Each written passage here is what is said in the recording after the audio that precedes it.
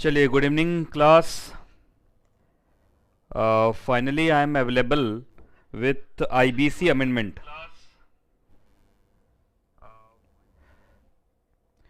अब सारे बच्चे धीरे धीरे आ रहे हैं। प्रियांशी अग्रवाल, एकता शर्मा, हनी सोनी, मनीषा ठाकुर, है ना। Good evening to you all. Niharika Jaiswal, है ना। ये सारे बच्चे आ गए हैं, अभी और बच्चे आएंगे। आदित्य राज, राशि Gupta, Bharti Jain, Shivangi Sharma. Rashi Gupta is writing good to see you again sir. मैं तो लगभग अब डेली ही आ रहा हूँ यूट्यूब लाइव, रात 8 बजे, है ना। एमडब्ल्यूएफ में तो आ ही रहा हूँ, कभी कभी टीटीएफ में भी आ जा रहा हूँ, है ना। Bharti Jain most awaited session. Krishna, Shweta Pal, Simmi Jaiswal, बच्चे अब धीरे धीरे जुड़ रहे हैं। देव प्रकाश पंडित, चलिए good evening to you all. तो चलिए स्टार्ट करें। वंदिता त्रिपाठी, है ना, अन्नू सिंह, बलराम अर्जुन, राशि गुप्ता, भारती जैन। ठीक है, तो अब ये बच्चे सारे के सारे आ गए। जो बच्चे अभी नहीं ज्वाइन हुए हैं, अगर आपके कोई दोस्त वोस्त हैं जो भूल गए हैं, उनको एक बार रिमाइंड कर दीजिए, है ना, जिससे कि मैं शुरू करूं। Lalita Rani, CS professional, IBC amendment, CS executive, SBEC amendment. Bhargavi Sharma, Ankit Agarwal, Vandita Tripathi. अच्छा, वंदिता त्रिपाठी सबसे पहले पूछ रही कि ये अनाउंसमेंट क्या क्या है, ये बताइए पहले। अच्छा, अभी पहले अमेंडमेंट कराऊंगा, उसके बाद, या चलो बीच बीच में बोलता रहूँगा। Mayank Saraswat, general knowledge GK, Sajid Hasan. ये सारे बच्चे good evening good evening good evening कर रहे हैं। गीतांजलि कश्यप, चलिए, सबका गुड इवनिंग बोलने का तरीका अलग अलग है। कोई गुड इवनिंग सर जी, कोई तो आई लव यू सर लिख दे रहा है। चलिए, अच्छा है। Mansi Ballodi, good evening sir. Bharti Jain, announcement क्या? अच्छा, सबको सबसे पहले ना अनाउंसमेंट जानना है ना। चलिए जी, तो शुरू करें फिर। मुझे लगता है आप सारे बच्चे धीरे धीरे आ गए हैं। साजिद हसन भी आ गया। कैसे हैं सर? अच्छा हूँ, जिंदा हूँ, सांस ले रहा हूँ, है ना। कार्तिक जोशी, राम राम गुरु जी, देखो, है ना। तो हर तरीके के बच्चे हैं, सबका अपना अपना बोलने का तरीका है, प्यार दिखाने का तरीका है ना। चलिए जी, शुरू करते हैं फिर, है ना। अमेंडमेंट, वर्षा जैन, चलिए। अब तो सारे बच्चे जुड़ गए हैं, अब मैं स्टार्ट करता हूँ, ठीक है। चलो जी, सबसे पहले मैं आप लोग को बताऊं कि आज का जो ये आईबीसी अमेंडमेंट है, ये किन बच्चों के लिए है ना। तो इंसॉल्वेंसी एंड बैंकरप्सी कोड, है ना, का जो एग्जैक्टली अमेंडमेंट है, इट इज़ फॉर प्राइमरली, ये तो सीएस प्रोफेशनल के अंदर सीआर सब्जेक्ट है। सीआर नाम का जो सब्जेक्ट है वो 2 वॉल्यूम में है। जो मैंने बुक बनाया है वो भी, जो आईसीएसआई ने बुक बनाया है वो भी, volume 1 and volume second. Volume second is wholly dedicated to IBC, आप ये कह सकते हैं। तो आईसीएसआई का भी volume second, CR volume second, और मेरा भी CR volume second is wholly dedicated to IBC. तो आज सी आर वॉल्यूम सेकंड, चूंकि सी आर वॉल्यूम फर्स्ट के ऊपर मैं अमेंडमेंट पहले करा चुका हूं, वो डिस्क्रिप्शन के लिस्ट में, अगर आप देखें डिस्क्रिप्शन के अंदर, तो वो मैंने उसका लिंक दिया हुआ है ना। तो जो जिन बच्चों का सी आर वॉल्यूम फर्स्ट का अमेंडमेंट छूट गया है, वो मेरे डिस्क्रिप्शन में है, आप देखिए, है ना, वहाँ मिलेगा। अब जो दूसरे बच्चे हैं उनके लिए तो एस बी ई सी, अच्छा पहले सी एस एग्जीक्यूटिव, जो सी एस एग्जीक्यूटिव के बच्चे हैं उनके लिए भी ये अप्लीकेबल है। C S executive module first के बच्चे, है ना। S B E C subject है, उसके अंदर आईबीसी है ना। एग्जीक्यूटिव के अंदर थोड़ा कम आईबीसी है, पर सी एस प्रोफेशनल के अंदर तो पूरा आईबीसी है। तो जरा ध्यान से सुनना जो मैं बोल रहा हूँ। सबसे पहले एक बार मैं देखता हूँ और बच्चे क्या क्या लिख रहे हैं। चलो जी, सबसे पहले जो सी एस प्रोफेशनल के बच्चे हैं वो अपना सी आर वॉल्यूम सेकेंड निकाल लीजिए, ठीक है। सी आर वॉल्यूम सेकेंड जल्दी से निकाल लीजिए और मुझे यहाँ पे लिखिए कि आपने सी आर वॉल्यूम सेकेंड का बुक निकाल लिया, उसके बाद मैं प्रोसीड करूँगा आगे। ठीक है। जो सी एस एग्जीक्यूटिव के बच्चे हैं वो अपना एस बी ई सी, जो एग्जैक्टली मुझे लगता है वॉल्यूम फर्स्ट में ही आई बी सी है ना, एक बार आप देखिए और उसको रेडी करिए। ठीक है। अब सुनना ज़रा ध्यान से, जो सी एस प्रोफेशनल के बच्चे हैं उनके बुक के हिसाब से मैं पेज नंबर बोलूँगा, तो सी एस एग्जीक्यूटिव वाले में ये मैच नहीं करेगा। तो सी एस एग्जीक्यूटिव के बच्चे आराम से ध्यान से पहले सारी कहानी सुन लेंगे, उसके बाद हेडिंग के हिसाब से बाद में जब ये वीडियो ख़त्म हो जाएगा तो फिर हेडिंग के हिसाब से मैच कर करके वो अपना अमेंडमेंट कर लेंगे। ठीक है। तो मैं अमेंडमेंट पूरा ही कराऊंगा, तो पूरा अमेंडमेंट कराऊंगा सीधा आईसीएसआई ने जो सप्लीमेंट दिया है मैंने वहीं से पूरा अमेंडमेंट उठाया है। ठीक है। तो उस केस में अब सारे बच्चे लिखना है कि सर एसबीसी भी निकाल लिया और सीआर के बच्चों ने भी बुक निकाल लिया है। ठीक है। तो चलिए स्टार्ट करें फिर। तो सीआर बुक के हिसाब से मैं पेज नंबर बोलूँगा, जो सीएस एग्जीक्यूटिव के बच्चे हैं वो थोड़ा हेडिंग देख देख के मैच कर लेंगे। ठीक है। लेकिन अभी सुनते रहेंगे लगातार, ये बहुत ज़रूरी है। कुछ पूछना होगा तो वो पूछ सकते हैं लाइव चैट में। ठीक है। चलो अब शुरू करते हैं, है ना। चलिए जी, आज मैंने बोला था कि कुछ इन्फॉर्मेशन भी मैं दूंगा, उसमें से एक गुड न्यूज़ है और वो गुड न्यूज़ आप सबों को मालूम चल गया होगा। तो good news is regarding corona pandemic, है ना। कल आप लोग को अगर मालूम हो तो एम्स के डायरेक्टर का एक इंटरव्यू आया और उन्होंने कह दिया कि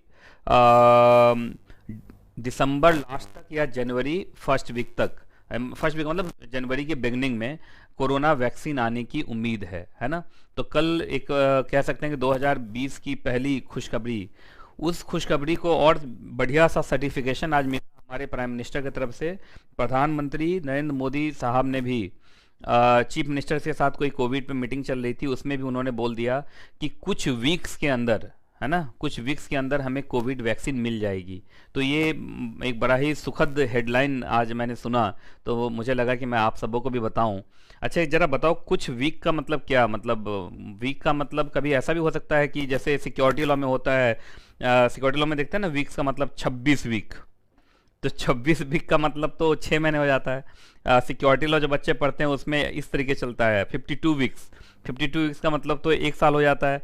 तो क्या ऐसा कोई वीक उन्होंने बोला है, या क्या लगता है आप लोग को कि वीक का मतलब बहुत हुआ तो 6 वीक, 6 वीक का मतलब 1.5 महीने या 1 महीने के अंदर ही, है ना। इस पर मैं काफ़ी सोच रहा हूँ कि उन्होंने जो वीक्स बोला कि कुछ वीक्स में हम ले आएंगे, तो कुछ वीक्स का इंटरप्रिटेशन क्या है? कुछ वीक्स का इंटरप्रिटेशन ये है कि बस 1.5 महीने में हो जाएगा। 1.5 महीने का मतलब बहुत बहुत खींचेंगे तो 26 जनवरी तक, है ना। और मुझे तो लगता है 26 जनवरी से पहले ही हो जाएगा। तो दिसंबर लास्ट वीक या जनवरी का फर्स्ट वीक बोला गया है, वंदिता त्रिपाठी बोल रही है। तो अगर ऐसा हुआ तो इसका मतलब जनवरी में, जब भी मैं ये न्यूज़ सुनता हूँ ना कि वैक्सीन, तो वैक्सीन मुझे नहीं दिखता। वैक्सीन को तो मैं, अगर मान लो आप लोग वैक्सीन देखते होगे तो वैक्सीन कुछ इस तरीके से बना हुआ होता है ना, इस तरीके से कुछ करके वैक्सीन बना हुआ होता है। तो वैक्सीन जब मैं देखता हूँ तो मुझे लगता है कि वो वैक्सीन नहीं, वो है basically face to face classes, face to face class. मुझे वैक्सीन नज़र आता है as a face to face class. तो जहाँ वैक्सीन आई और हमारा फेस टू फेस स्टार्ट हुआ, पर वैक्सीन से पहले भी स्टार्ट हो जाएगा। एक और अच्छी न्यूज़ है, मैं बताता हूँ। अभी सेंट्रल गवर्नमेंट की एक कमेटी है जो रिसर्च करती, कुछ इस तरीके से आज टाइम्स ऑफ इंडिया की रिपोर्टिंग है कि उन्होंने भी सारे स्टेट गवर्नमेंट और यूनियन टेरेटरीज को बोला है कि अब स्कूल खोल दिए जाएं, है ना। वो प्रेशर बना रहे हैं सरकार के ऊपर, सारे जितने स्टेट गवर्नमेंट हैं और यूनियन टेरेटरीज हैं, कि खासकर 9th के बाद, 9, 10, 11, 12 और उसके बाद तो सारे प्रोफेशनल कोर्स, उसमें CS आ गया, CA, इंजीनियरिंग कोर्सेस हैं, मेडिकल कोर्सेस हैं, इन सब की क्लासेस खोल दी जानी चाहिए। चूँकि अब मार्च वार्च में एग्जाम्स आ रहे हैं, तो उन्होंने प्रेशर बनाया है, और वो कह रहे हैं कि 4 जनवरी से खोल देनी चाहिए। तो अगर वो प्रेशर भी काम कर गया और वैक्सीन भी आ गया, तो इसका मतलब अब लगभग ये पॉसिबल हो जाएगा कि बहुत जल्द अब face to face classes open हो जाएंगी, है ना। तो कैसा लगा आप लोग को ये सब सुन के, ये फेस टू फेस वाली बात, है ना। कोई बच्चे बोल रहे हैं सर स्कूल तो खुल गए सर, कॉलेज नहीं खुल रहे, ये सब जो भी है ठीक है, लेकिन मेरा मानना है फेस टू फेस क्लासेस खुल जाएंगी और बहुत जल्दी खुल जाएंगी, है ना। ठीक है, ठीक है, चलिए शुरू करें, फिर अमेंडमेंट शुरू करें। तो बढ़िया लगा एग्जैक्टली आप लोगों को ये पूरा का पूरा न्यूज़, है ना। सारे बच्चे बोले बेस्ट न्यूज़ सर, बढ़िया न्यूज़, गुड न्यूज़, है ना। चलो जी तो शुरू करते हैं अमेंडमेंट। अमेंडमेंट शुरू करते हैं एक एक करके, ठीक है। तो IBC amendment, insolvency bankruptcy code amendments, है ना। चलिए जी, अमेंडमेंट का मैंने लिस्ट एक बना लिया है कि किस किस पेज नंबर पे अमेंडमेंट होना है, कैसे कैसे होना है, ठीक है। अच्छा एक बात और, सीएस एग्जीक्यूटिव के बच्चे लगातार जुड़े रहे हैं। वाटरफॉल अरेंजमेंट बार बार सीएस के एग्जाम में आ रहा था, है ना, वो बच्चे मिस कर जा रहे थे। अब इस बार आज मैं वाटरफॉल अरेंजमेंट भी करवाऊंगा, है ना। तो भगवान करे इस बार भी एग्जाम में वाटरफॉल अरेंजमेंट के ऊपर क्वेश्चन आ जाए। एसबीसी के अंदर 5 से 7-8 मार्क्स तक का क्वेश्चन बहुत बार आता है, वो आपको फ़ायदा दे जाएगा। तो वाटरफॉल अरेंजमेंट मैं कराऊंगा अभी, है ना। चलिए जी, पेज वाइज शुरू करते हैं। सबसे पहले पेज नंबर 27 पे आएंगे। CS professional CR volume second, page number 27 पे आएंगे। पेज नंबर 27,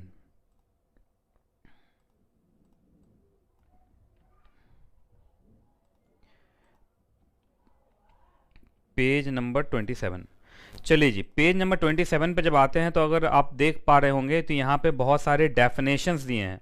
ये एग्जीक्यूटिव वाले में भी होगा, ये ना डेफिनेशन ये सारा दिया हुआ है। तो डेफिनेशन के अंदर जिस डेफिनेशन में चेंज आया है वो है इंटरिम फाइनेंस का। किसका डेफिनेशन चेंज हुआ है? इंटरिम फाइनेंस का। अब इंटरिम फाइनेंस में क्या डेफिनेशन है, सो देखो। Interim finance means any financial debt raised by the resolution professional during the insolvency resolution process period। तो देखो पहले यहीं तक होता था, पहले यहीं तक होता था एग्जैक्टली। अब इसमें कुछ एडिशन हुआ है और एडिशन ये है और यही है अमेंडमेंट, है ना। तो देखिए पहले था इंटरिम फाइनेंस का मतलब किर्प, जब तक किर्प प्रोसेस चल रहा है। आप जानते हैं किर्प, किर्प मैंने शॉर्ट वर्ड दिया हुआ है, कॉर्पोरेट इंसॉल्वेंसी रेजोल्यूशन प्रोसेस, है ना। तो जब तक किर्प चल रहा था उस बीच में कोई भी फाइनेंशियल डेट अगर रेजोल्यूशन प्रोफेशनल रेज करता था for the purpose of insolvency process, तो उसको हम बोलते थे इंटरिम। इंटरिम मतलब बीच में होता था, इसलिए उसको इंटरिम बोलते थे। लेकिन इसका मतलब अभी तक इसमें फाइनेंशियल डेट कवर होता था। अब देखिए लिखा and such other date as may be notified. इसका मतलब जो रेजोल्यूशन प्रोफेशनल है उसको डेट लेने का जो दायरा है वो बढ़ा दिया है। मतलब इंटरिम फाइनेंस के नाम पे अब फाइनेंशियल डेट भी लिया जा सकता है और अदर डेट भी लिया जा सकता है ना। तो जल्दी बताओ ये समझ में आया? तो इंटरिम फाइनेंस के नाम पे resolution professional during the CIRP process वो सिर्फ फाइनेंशियल डेट ले सकता है या अदर डेट भी ले सकता है? तो फाइनेंशियल डेट भी ले सकता है और अदर डेट भी ले सकता है। ठीक है जी, तो ये सबको एग्जैक्टली समझ में आ गया। ठीक है, आगे बढ़ें। चलो जी, तो छोटे छोटे अमेंडमेंट्स हैं वो मैं एक एक करके कराता जा रहा हूं। अब इसके बाद आएंगे पेज नंबर 55 पे। पेज नंबर 55 पे पहुंचिए। मेरे लिए तो पहुंचना बहुत आसान है, बच्चे देखते हैं कितने स्पीड में पहुंचते हैं।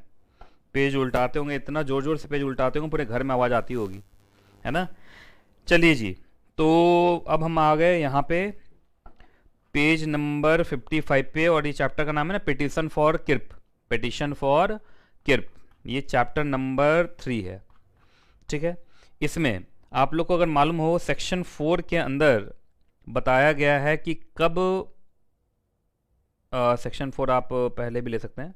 यहाँ पे सेक्शन 4 के अंदर बताया गया है कि कब कोई भी केस आईबीसी के अंदर लाया जा सकता है। तो कोई भी केस आईबीसी के अंदर तब आता है जब उस केस के अंदर जो कॉर्पोरेट डेटर है ना, उसका जो डिफॉल्ट का अमाउंट है वो पहले यहां पर था 1 लाख रुपया, उसको बढ़ा के कर दिया गया है 1 करोड़ रुपए, 1 करोड़ रुपीज, है ना। तो पहले 1 लाख की लिमिट थी कि कम से कम 1 लाख रुपए का डिफॉल्ट होगा तभी केस आएगा आईबीसी में। लेकिन आईबीसी में बहुत छोटे छोटे केस सब आने लगे तो इस लिमिट को बढ़ा के कर दिया 1 करोड़। अब अगर आप चाहते हैं कि आईबीसी के अंदर आपका केस चले कॉर्पोरेट डेटर के खिलाफ, तो कॉर्पोरेट डेटर की तरफ से जो डिफॉल्ट हुआ है उस डिफॉल्ट का अमाउंट कम से कम 1 करोड़ रुपीज होना चाहिए। और ऐसे भी सरकार ने जो इसको बढ़ाया, सरकार को ऑलरेडी पावर मिला हुआ था। सेक्शन 4 के प्रोविजन में लिखा हुआ था कि सेंट्रल गवर्नमेंट अगर चाहे तो 1 लाख रुपीज़ को बढ़ा के 1 करोड़ तक पहुंचा सकती है। और सेंट्रल गवर्नमेंट ने अपने पावर का इस्तेमाल करके पूरा जो हायर लिमिट था, मैक्सिमम लिमिट था, उसी का इस्तेमाल कर लिया। उन्होंने 1 करोड़ इसको कर दिया है।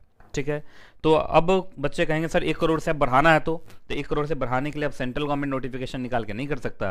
अब सेक्शन 4 को चेंज करना पड़ेगा, और ये यहाँ पर जो मैक्सिमम लिमिट लिखा हुआ था उसको भी बढ़ाना पड़ेगा, तब जाकर सेंट्रल गवर्नमेंट और बढ़ा सकता है।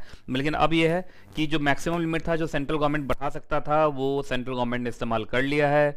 अब आईबीसी में कोई केस तभी स्टार्ट होगा जब कॉर्पोरेट डेटर के तरफ से डिफॉल्ट का अमाउंट कितना होगा, 1 करोड़ रुपीस। ठीक है, चलिए जी, अब ये भी हो गया। अब अगले पेज पर चलते हैं। अगला पेज है पेज नंबर 63। पेज नंबर 63 पे आइए। पेज नंबर 63 पे आइए। एक बार मैं सारे अमेंडमेंट कर देता हूँ, उसके बाद आपके कमेंट देख के मैं जवाब देना स्टार्ट करूँगा। ठीक है, पेज नंबर 63 पे जब आप आएंगे तो देखो ये है ना सेक्शन 6, 7, 8, 9, 10 ऐसे वाला चलता है ना। तो 10 के बाद यहाँ पे जुड़ा है एक सेक्शन 10A। एक सेक्शन नया जुड़ा है, उसका क्या नाम है, सेक्शन 10A। ठीक है जी, तो जल्दी से पहले इस पेज नंबर पे आओ, फिर मैं आगे बढ़ता हूँ।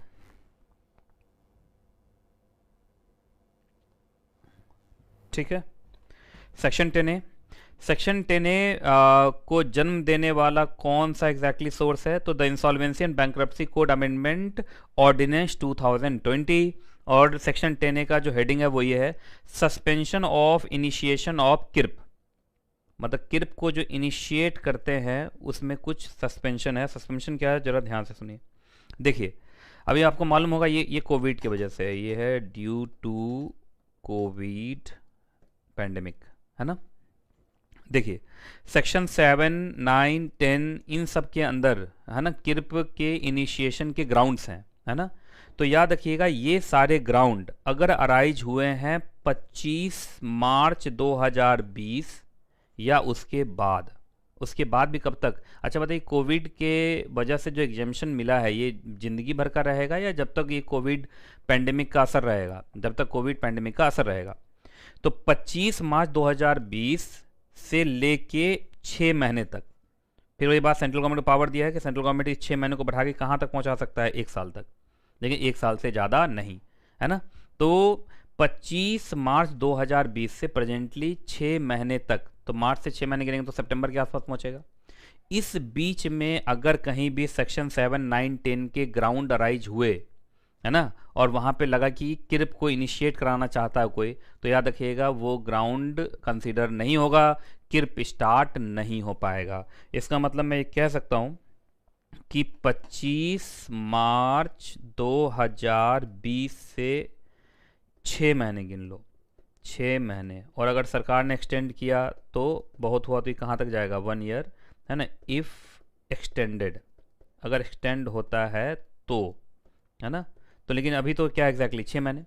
इस बीच में अगर सेक्शन 7, 9, 10 के ग्राउंड अराइज हुए तो भी आपका किर्प स्टार्ट नहीं होगा। क्या नहीं स्टार्ट होगा, किर्प स्टार्ट नहीं होगा। उसका कारण है, देखो सेक्शन 7, 9, 10 जो भी ग्राउंड है वो क्या है कि कॉर्पोरेट डेटर से कोई गलती होती है, ऑपरेशनल डेट को लेके, फाइनेंशियल डेट को लेके कोई डिफ़ॉल्ट होता है। तो इस पीरियड में तो लॉकडाउन चल रहा था, तो जो डिफ़ॉल्ट है, डिफ़ॉल्ट होना तो लाजमी है। अब अब सरकार के लॉकडाउन की वजह से या रिसेशन आने की वजह से, कोविड की वजह से अगर कोई डिफ़ॉल्ट होता है और उसके लिए आपने किर्प स्टार्ट कर दिया, तो भारत के अंदर ज़्यादातर कंपनी के ऊपर किर्प चलना स्टार्ट हो जाएगा। समझ रहे हैं ना। तो इस 6 महीने, ये जो 6 महीने हैं, 6 महीने को अभी एग्जम्प्ट रखा है कि इस 6 महीने के अंदर अगर किर्प के ग्राउंड बनते भी हैं तो वो ग्राउंड्स माने नहीं जाएंगे। इसका मतलब किर्प स्टार्ट नहीं होगा।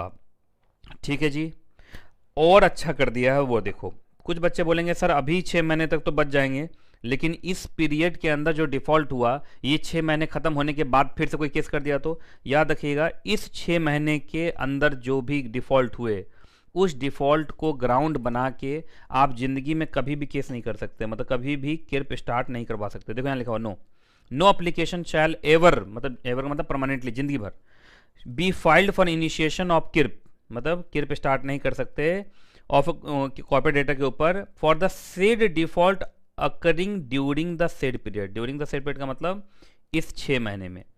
तो इस 6 महीने में जो भी डिफॉल्ट हुए, ज़्यादातर आप समझो, अब ज़्यादातर एक एक करके कैसे ढूंढेंगे, तो सबको एग्जम्प्ट कर दिया कि यहाँ पर जो भी डिफ़ॉल्ट हुए होंगे वो सब कोविड की वजह से हुए होंगे। अब कोविड वाले डिफ़ॉल्ट पे उस समय तो किर्प स्टार्ट नहीं हो सकता, और उस डिफ़ॉल्ट के ऊपर ज़िंदगी में कभी भी किर्प स्टार्ट नहीं हो सकता है। तो सेक्शन 10A ने अगर देखा जाए तो बहुत बड़ा रिलीफ दे दिया है, किसको एग्जैक्टली, कॉर्पोरेट डेटर को, है ना। ठीक है, चलो अब मुझे जरा लिख के बताओ कितने बच्चों को सेक्शन 10A समझ में आ गया, मुझे लिख के बताओ, मैं यहाँ देख रहा हूँ कमेंट। सेक्शन 10A कितने बच्चों को समझ में आ गया? तो उस 6 महीने के अंदर, उस 6 महीने के अंदर भी किर्प स्टार्ट नहीं हो सकता 7, 8, 7, 9 और 10 के ग्राउंड्स पे, और उस 6 महीने के अंदर जो ग्राउंड्स बने थे उस समय तो स्टार्ट नहीं होगा, वो ज़िंदगी में कभी भी स्टार्ट नहीं होगा उस 6 महीने के बीच में। अब उस 6 महीने को सरकार चाहे तो बढ़ा के 1 साल भी कर सकता है। ठीक है जी, चलिए बहुत अच्छी बात, बड़ी खुशी आ रही है, सारे बच्चे लिख रहे हैं yes sir, yes sir, yes sir, yes sir, yes sir, yes sir, yes sir. चलो एक बच्चे ने बोला सर फिर से बता दो। देखो ये अभी तो मैंने बताया यहाँ पे, देखो ऐसे, हाँ, ये जो 6 पीरियड का, 6 मंथ का जो पीरियड है, ये जो 6 मंथ का पीरियड है 25 मार्च 2020 से गिनिए 6 महीने, इस बीच में अगर कभी भी सेक्शन 7, 9, 10, अभी इसके लिए आपको 7, 9, 10 आपको मालूम होना चाहिए, ठीक है, 7, 9, 10 के ग्राउंड्स बने, अगर मान लो ये कोविड वोविड नहीं होता तो सेक्शन 7 का ग्राउंड बनता तो किर्प स्टार्ट हो जाता, 9 का ग्राउंड बनता तो किर्प स्टार्ट हो जाता, 10 का ग्राउंड बनता तो किर्प स्टार्ट हो जाता, लेकिन इस 6 महीने के अंदर किर्प स्टार्ट नहीं हो पाएगा। अच्छा, ये तो एक तो हुआ ही, एक प्रोविजो में ये लिखा था कि इस बीच में जो भी ग्राउंड्स बने थे ना उस समय और ना जिंदगी में कभी भी, मतलब ये वाले पीरियड वाले जो डिफॉल्ट्स हैं, ये डिफॉल्ट्स के ऊपर कभी भी किर्प स्टार्ट नहीं हो सकता है। ठीक है जी, तो अब मुझे लगता है समझ में आ गया होगा। ठीक है, चलो जी, तो सेक्शन 10A कंप्लीट हो गया मेरे तरफ से। अब हम आते हैं आगे, अगला है पेज नंबर 71 ना, पेज नंबर 71 पे आते हैं। अब एक बार और देख लेते हैं, और तो कुछ नहीं छूट रहा है इसमें, नहीं तो ये था 63, उसके बाद पेज नंबर 71 ही है। ठीक है, तो पेज नंबर 71 पे आते हैं, पेज नंबर 71, ये लो पेज नंबर 71 पे जल्दी जल्दी आइए आप लोग, और मैं बता दूं ये मोराटोरियम के ऊपर है ना, तो जल्दी से पहुंचिए। और मोराटोरियम वाली बात तो CS एग्जीक्यूटिव में भी है, और मोराटोरियम के ऊपर क्वेश्चन भी आया हुआ है CS एग्जीक्यूटिव के अंदर, है ना। चलिए जी, अब आ गए आप सारे बच्चे मोरेटोरियम के ऊपर।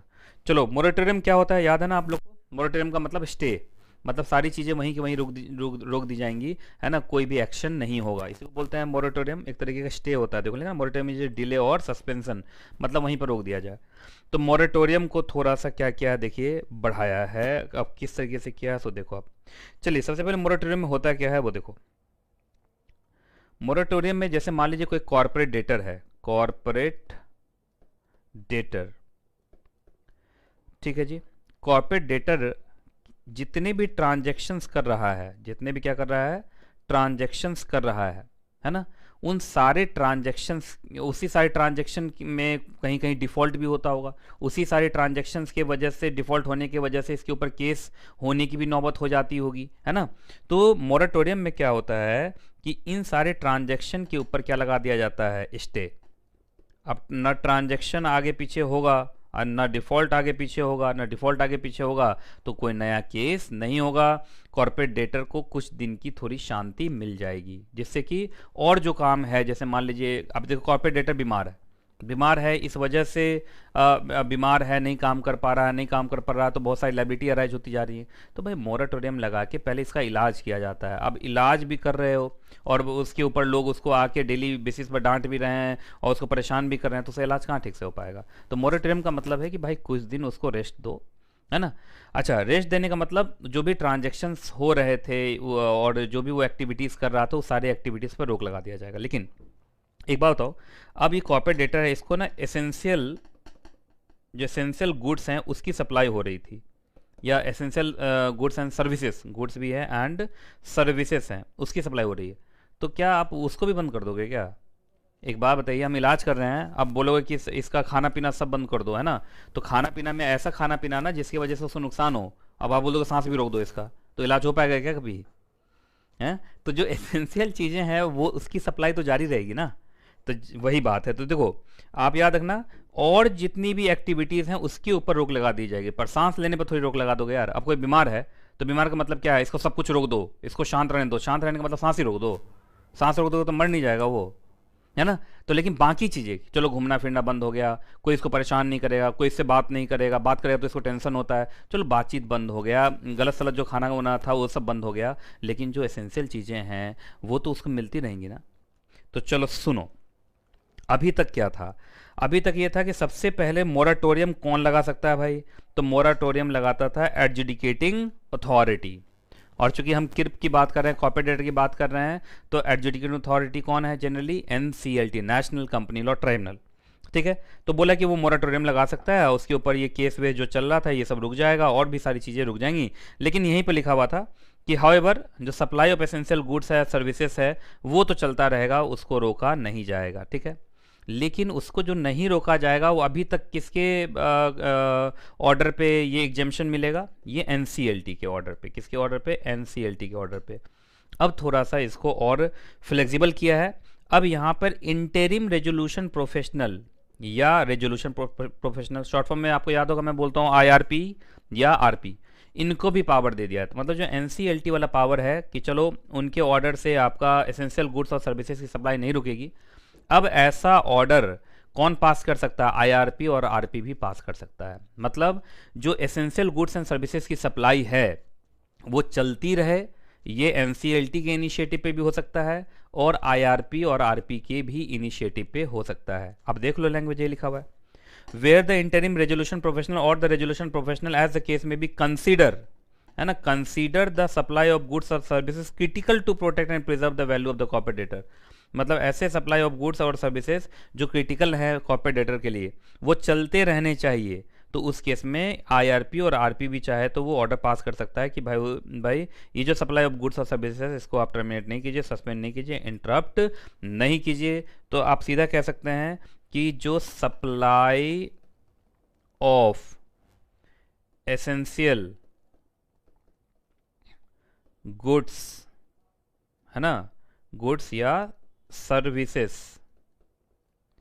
ठीक है, ये कॉन्टिन्यू रहेगी ना। तो कॉन्टिन्यूएंस ऑफ, ठीक है, कॉन्टिन्यूएंस ऑफ, है ना, ये किसके किसके इनिशिएटिव पे हो सकता है? ये आपका एनसीएलटी भी करवा सकता है और अब आईआरपी या आरपी भी करवा सकता है। ठीक है, चलो जी, अब मैं देखता हूं कि तुम लोग कितने एक्टिव हो। जरा मुझे सेक्शन बताओ तो। अब इसको यहाँ लिख सकते हैं on the order of, on the order of. ठीक है, तो मैं फिर से बोल दे रहा हूँ, हैंडराइटिंग अगर समझ में नहीं आ रहा है, continuance of supply of essential goods और सर्विसेज, है ना, on the order of NCLT and IRP RP. जल्दी से मुझे टाइप करके बताओ, एनसीएलटी कौन से सेक्शन में कॉन्टिन्यूएंस रखता है एसेंशियल गुड्स और सर्विसेज का? जल्दी देख के बताओ। नहीं, सेक्शन 14 का सब सेक्शन सभी बोलना पड़ेगा। एनसीएलटी वाला बताओ पहले, एनसीएलटी वाला। मुझे लगता है एनसीएलटी वाला है सेक्शन 14। सिर्फ सेक्शन 14 नहीं होगा ना उसमें, एक तो वो भी लिखवाया। अच्छा, आप लोग नहीं देख पा रहे हो, ये देखो यहाँ पे सेक्शन 14 सब सेक्शन 2, ये भी लिख देना तुम लोग। देखो यहाँ पे सेक्शन 14 सब सेक्शन 2, इनके लिए सेक्शन 14 2 है। तो चलो मैं चार्ट बना देता हूँ। ये है 14 2 और ये है 14 2A। तो 14 2A शुरू से था या बाद में जोड़ा गया है? बाद में जोड़ा गया है ना। अब मुझे मालूम है आप सब चाहेंगे कि सर जल्दी से जल्दी हमें ये नोट्स भी मिल जाएं। ये सारे के सारे अमेंडमेंट मैं करवा के एक बार पूरा नोट्स बनवाऊंगा, और नोट्स में मैं जानबूझ के जून वाले भी डलवाऊंगा, जिससे कि दिसंबर तक में एक ही नोट्स में जून वाला भी अमेंडमेंट हो, जून तक वाला भी अमेंडमेंट और दिसंबर वाला भी हो। तो उसमें थोड़ा टाइम लगेगा, लेकिन एक बार में पूरा मिल जाएगा आपको। ठीक है, बाकी आप अपनी नॉर्मल पढ़ाई जो कर रहे हैं वो करते रहिए। ठीक है, तो ये चार्ट बना लिया तुम लोगों ने? जल्दी बताओ, ये 14 सबसेक्शन 3 कहाँ से आ रहा है भाई? कुछ बच्चों ने लिखा है तो एनसीएलटी के इनिशिएटिव पे अगर आपका गुड्स एंड सर्विसेज की सप्लाई जारी रहेगी तो एनसीएलटी ऐसा ऑर्डर कहाँ पास कर रहा है, सेक्शन 14 सब सेक्शन 2 में। और यही पावर दे दिया है अब आईआरपी और आरपी को भी कि चलो वो भी अपने बिहेस्ट पे क्या कर सकते हैं एग्जैक्टली आपका एसेंशियल गुड्स और सर्विसेज की सप्लाई को जारी रखवा सकते हैं under section 14 sub section 2A। चलिए जी, चार्ट बना लिया, चलो आगे बढ़ते हैं और देखते हैं। और तो कुछ नहीं है इसमें, नहीं अभी और कुछ नहीं है। चलो जी, तो अगला पेज पे हम आते हैं फिर। अब अगले पेज पे आ जाओ, पेज नंबर 74, इसमें शायद ज़्यादा हो, पेज नंबर 74। एग्जीक्यूटिव के बच्चे तो दिल थाम के बैठे हुए हैं फॉर वाटरफॉल अरेंजमेंट, क्योंकि वो बार बार आ रहा है एग्जाम में ना। देखते हैं इस बार क्या होता है। चलिए जी, हम आ गए पेज नंबर 74 75 के आसपास पहुंच जाइए आप। देखिए यहाँ पे ना इंटरिम रेजोल्यूशन प्रोफेशनल, इस पे आओ, जल्दी से आओ, जल्दी जल्दी जल्दी पेज उल्टाओ। और एग्जीक्यूटिव के सारे बच्चे तो बस कि सर हम कौन सा पेज उल्टा है, हम तो बस बैठे ही हुए हैं, है ना। कोई बात नहीं, आप सुनते रहिए, बाद में तो सारा पेज उल्टा उल्टा के आप लोग अमेंडमेंट कर ही लेंगे। ठीक है, आगे सारे बच्चे शुरू करें, चलो। चलिए जी, सबसे पहले जो सेक्शन 16 के अंदर appointment and tenure of IRP, मतलब आईआरपी का अपॉइंटमेंट, मेनली अभी हम अपॉइंटमेंट से डील करेंगे। देखिए पहले क्या लिखा हुआ था कि एडजुडिकेटिंग अथॉरिटी आईआरपी का अपॉइंटमेंट उसको करना था इंसॉल्वेंसी कमेंसमेंट डेट से 14 दिन के अंदर। इसका मतलब इंसॉल्वेंसी कमेंसमेंट डेट है ना, होने के 14 दिन के अंदर, मतलब 14 दिन तक का टाइम लग सकता था आईआरपी को अपॉइंट होने में, लेकिन अब ये कट गया है। अब सीधा यहाँ पर बोल दिया on the insolvency commencement date, मतलब अब 14 दिन की भी देरी बर्दाश्त नहीं हो रही है ना। वो कह रहे हैं कि नहीं भाई, जिस दिन इंसॉल्वेंसी कमेंसमेंट डेट हुआ उसी दिन आपको आईआरपी अपॉइंट कर देना है। तो जल्दी बताइए, एडजुडिकेटिंग अथॉरिटी जो आईआरपी अपॉइंट करेगा वो इंसॉल्वेंसी कमेंसमेंट डेट से 14 दिन के अंदर अंदर ऐसा, या on the insolvency commencement date? तो ऑन, ये सबसे इंपॉर्टेंट वर्ड है ऑन। ऑन का मतलब जिस दिन इंसॉल्वेंसी कमेंसमेंट डेट होगा उसी दिन आईआरपी अपॉइंट हो जाना चाहिए। किसके तरफ से? एडजुडिकेटिंग अथॉरिटी की तरफ से। ठीक है, बाकी इससे जुड़े हुए और भी अमेंडमेंट इसी के पेज के आसपास हैं, वो मैं कराता हूँ। नहीं इसमें नहीं, अगले पेज पर आएगा वो, जो अब अगला पेज मैं करूँगा। तो ये कर लिया ना तुम लोगों ने? चलो जी, अब अगला पेज ढूंढते हैं। देखो मैं सेक्शन बोल रहा हूँ, page number 84, page number 84, page number 84, ये लो पेज नंबर 84 पे आ गए। चलो पेज नंबर 84 पे यहाँ पर हो सकता है, हाँ यहाँ बहुत सारे अमेंडमेंट है, देखो बहुत सारे अमेंडमेंट यहाँ पे, इसी पेज पे बहुत सारे अमेंडमेंट मिल जाएंगे आपको। ठीक है, चलिए जी, ये जुड़ा हुआ है किससे? Preparation of information memorandum. तो चलो जल्दी जल्दी जल्दी जल्दी पेज पे आओ, उसके बाद मैं पढ़ाता हूँ। एक बच्ची बोल रही है सर ये वाला टॉपिक एग्जीक्यूटिव में नहीं है ना, ऑन वाला। ठीक है, आप अपने बुक से मैच करना, अगर मिला तो ठीक, नहीं मिला तो कोई बात नहीं। चलिए आगे सारे बच्चे इंफॉर्मेशन मेमोरेंडम वाले पेज पर आ गए। हाँ राशि गुप्ता बोली यस सर पहुंच गए। चलो, तो इंफॉर्मेशन मेमोरेंडम वाले में क्या है, जरा ध्यान से सुनिए। सबसे पहले जो आरपी होता है उसको बनाना पड़ता है इंफॉर्मेशन मेमोरेंडम, ये उसका one of the main function होता है ना। पहले टाइम वाइम नहीं दिया था कि इंफॉर्मेशन मेमोरेंडम कितने दिन में बना देना है। अब देखिए आप यहाँ पर साफ साफ लिख दिया है, resolution professional shall submit the information memorandum. सबसे पहले तो ये अब इलेक्ट्रॉनिक फॉर्म में होगा, जिससे कि जल्दी जल्दी पहुंच जाए, है ना। तो इंफॉर्मेशन मेमोरेंडम बना के आपको इलेक्ट्रॉनिकली भेजना है कमिटी ऑफ क्रेडिटर्स जो होते हैं उनके ईच मेंबर को, मतलब सारे कमिटी के मेंबर्स को भेज देना है। कितने दिन में? जिस दिन आरपी अपॉइंट हुआ, जिस दिन आरपी अपॉइंट हुआ उससे कितने दिन के अंदर? 2 वीक के अंदर। तो जिस दिन आप अपॉइंट हुए उससे 2 वीक के अंदर आपको इंफॉर्मेशन मेमोरेंडम बना के इलेक्ट्रॉनिकली दे देना है। ठीक है, या but not later than 54th day from the insolvency commencement date whichever is earlier. मतलब जिस दिन इंसॉल्वेंसी कमेंसमेंट डेट है उससे बहुत हुआ तो कितना दिन, 54th, मतलब 54 दिन, है ना। 54th डे से ज़्यादा लेट नहीं होना चाहिए, उन दोनों में से जो भी अर्लियर आ जाए। तो इसका है कि आई आर, सीधा आर पी ले लेते हैं, आर पी शैल सेंड क्या भाई, तो information memorandum electronically to each members of committee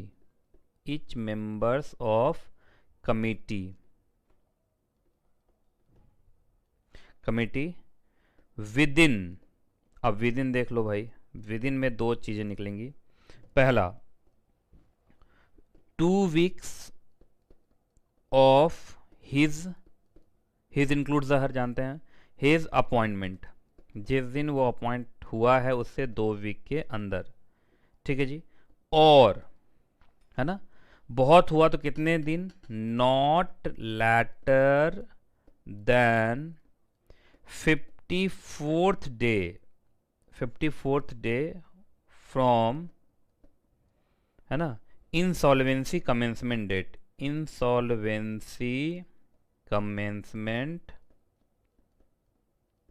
date, ठीक है। अब इस दोनों, ये तो हो गया, अब इस दोनों का आपको लेना है which ever is earlier, which ever is earlier. Handwriting समझ में ना आए तो वो मैंने जानबूझ के इधर लिखा है कि मेरे फोटो पे ना चढ़ जाए, है ना, इसलिए मैंने ऐसा लिखा है। अच्छा, जो नहीं समझ में आ रहा है, नीचे जो चला गया लाइव चैट के नीचे दिख रहा है, उसमें विच एवर इज अर्लियर लिखा मैंने, विच एवर इज अर्लियर। तो मैं फिर से बोल दे रहा हूँ मैंने क्या लिखा है। जो बच्चे चार्ट उतार रहे हैं जल्दी जल्दी, मुझे मालूम है चार्ट उतारने की होड़ मच गई होगी अब, है ना। चलो जी, आरपी शैल सेंड आरपी मतलब resolution professional shall send information memorandum electronically to each members of committee लिखा हुआ है, अगर आपको नहीं दिख रहा स्क्रीन से बाहर चला गया है तो कमिटी लिखा हुआ है, members of committee with in 2 weeks of his appointment और not later than 54th day from insolvency commencement date। और सबसे नीचे लिखा है whichever is earlier, है ना। तो सारे बच्चे बोल रहे हैं सर एनकेजियन चार्ट उतारने में बहुत आगे रहते हैं, है ना, साथ साथ उतार लिया हमेशा की तरह। अच्छा ठीक है जी, तो चार्ट उतार लिया आप लोगों ने। अब मैं बढ़ता हूँ आगे। तो इन्फॉर्मेशन मेमोरेंडम जल्दी से बना के और उन लोगों को इलेक्ट्रॉनिकली भेज देना है। चलिए जी, अब इसमें मैंने और जोड़ दिया है, जो इन्फॉर्मेशन मेमोरेंडम वो बनाएगा उसका कंटेंट क्या क्या होगा। तो कंटेंट के लिए बस वही देखते जाओ, information memorandum shall contain the following. अच्छा, ये ABCDE मैंने 5 दिया, इससे ज़्यादा भी है। आप उस कॉर्पोरेट डेटर के असेट्स एंड लाइबिलिटीज़ के बारे में बताएंगे, उनका लेटेस्ट एनुअल फाइनेंशियल स्टेटमेंट आप देंगे, ऑडिटेड फाइनेंशियल स्टेटमेंट पिछले 2 सालों का, उसके बाद एक प्रोविजनल देंगे, जो जैसे अभी क्या चल रहा है, ये अभी चल रहा है दिसंबर, तो पिछला 2 साल लोगे तो 31 मार्च 2020 तक का ही तो दोगे। जब एनुअल अकाउंट बनाएंगे तो 31 मार्च तक का ही तो बनेगा, लेकिन मार्च से मतलब 1 अप्रैल से लेके दिसंबर तक में तुम देखो तो लगभग 9 महीने निकल गए। तो इस 9 महीने का भी आपको प्रोविजनल फाइनेंशियल स्टेटमेंट बना के देना पड़ेगा। अच्छा, इस 9 महीने का मतलब आज तारीख है 6 है, 5 आज 5 नहीं 4 है, तो 4 दिसंबर, तो 4 दिसंबर तक का बनाएंगे आप, पॉसिबल लगता है। तो थोड़ा पहले तक का, थोड़ा पहले का भी मतलब बहुत हुआ तो 14 दिन, अच्छा, मैं ऐसे बोल रहे हैं कि दिसंबर में मतलब 4 दिसंबर को दे रहे हैं और 4 सितंबर तक का दे रहे हैं, तो 4 सितंबर और सितंबर को तो अक्टूबर भी हो गया, नवंबर भी हो गया, दिसंबर भी हो गया, ये कुछ ज़्यादा पुराना नहीं हो गया। तो बहुत हुआ तो कितना दिन पुराना, 14 दिन पुराना, उससे ज़्यादा पुराना नहीं होना चाहिए, ठीक है। तो पिछले 2 साल का एनुअल स्टेटमेंट, पूरा एनुअल फाइनेंशियल स्टेटमेंट, और एक प्रोविजनल बनाएंगे जो साल ख़त्म हुआ आपका वहाँ से अभी तक का, प्रेजेंट तक का, प्रेजेंट मतलब एग्जैक्ट उसी डेट तक का, या थोड़ा पुराना भी चलेगा। तो थोड़ा पुराना का मतलब बहुत हुआ तो कितना, 14 दिन पुराना, 14 दिन से ज़्यादा पुराना होना नहीं चाहिए। ये हो गया। उसके बाद आगे एक लिस्ट ऑफ क्रेडिटर बनाएंगे जिसमें क्रेडिटर का नाम लिखा रहेगा, क्रेडिटर से कितना पैसा आपने लिया है, कितना पैसा वो बोलते हैं कि आपने उनसे लिया है, कितना पैसा आप मानते हैं कि आपने उनसे लिया है, उसके बाद कोई सिक्योरिटी वक्योरिटी दिया हुआ है तो उसके बारे में ये सारी चीज़ें बताना है। उसके बाद कॉर्पोरेट डेटर को कहाँ कहाँ से पैसा मिलना है। एक तो क्रेडिटर का मतलब तो पैसा देना है, और पैसा देना है और डेटर से पैसा लेना है, तो दोनों ही, तो कितना देना भी है और कितना लेना भी है एग्जैक्टली ये सारी चीज़ें हैं वो। अच्छा, कितना देना लेना रिलेटेड पार्टी के साथ वो अलग से, ठीक है। तो रिलेटेड पार्टी, अब रिलेटेड पार्टी जैसे सब समझते हैं कंपनी एक्ट के अंदर, तो रिलेटेड पार्टी से कितना पैसा लेना है और कितना पैसा उनको देना है उसका भी एक अलग से लिस्ट बना के देना पड़ेगा, ठीक है जी। तो ये था किससे जुड़ा हुआ, इंफॉर्मेशन मेमोरेंडम से जुड़ा हुआ था। अब हम आ रहे हैं, एक और प्रोसेस जुड़ा है, और उस प्रोसेस का नाम कहाँ दिया गया है, regulation 36A of insolvency and bankruptcy board of India, IBBI है ना, insolvency resolution process for corporate person regulation 2016। IBBI का मतलब किसी की बीवी नहीं आई, मतलब IBBI insolvency and bankruptcy board of India का छोटा नाम है ना। चलिए जी, जब आप जानते हैं रेजोल्यूशन प्रोफेशनल को जब लगता है कि ये कॉर्पोरेट डेटर का हमने किरप कर दिया, अब हमें लगता है कि हमें इस कॉर्पोरेट डेटर को बेच देना चाहिए, है ना, ये कोई इसका टेक ओवर कर ले, कोई इसको मर्ज कर ले, तो उसके लिए ना उसको इनवाइट करना पड़ता है एक्सप्रेशन ऑफ इंटरेस्ट, मतलब कौन कौन लोग इंटरेस्टेड हैं हमारे इस कॉर्पोरेट डेटर को टेक ओवर करने या मर्ज करने या इसके साथ जॉइंट वेंचर करने, जिससे कि इनका रिवाइवल रिहेबिलिटेशन हो जाए। तो अब ये कह दिया है कि फॉर्म नंबर जी में आरपी पब्लिश करेगा क्या, एक्सप्रेशन ऑफ इंटरेस्ट। कहाँ पब्लिश करेगा भाई, तो न्यूज़पेपर्स में, ठीक है, न्यूज़पेपर्स और भी ऐसे जगह जहाँ जिससे कि पब्लिक के पास पहुँच जाए, है ना। ये कितने दिन में ये पब्लिश हो जाना चाहिए, expression of interest in form number G.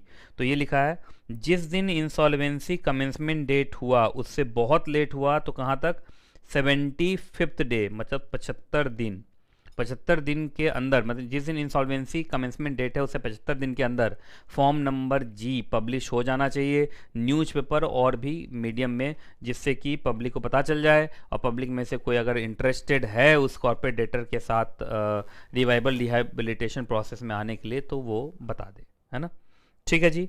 तो ये एक नया कॉन्सेप्ट जोड़ा गया है, ठीक। अब हम आते हैं आगे, अब आगे आएंगे तो पेज नंबर है 99, पेज नंबर 99 पर देखते हैं क्या है।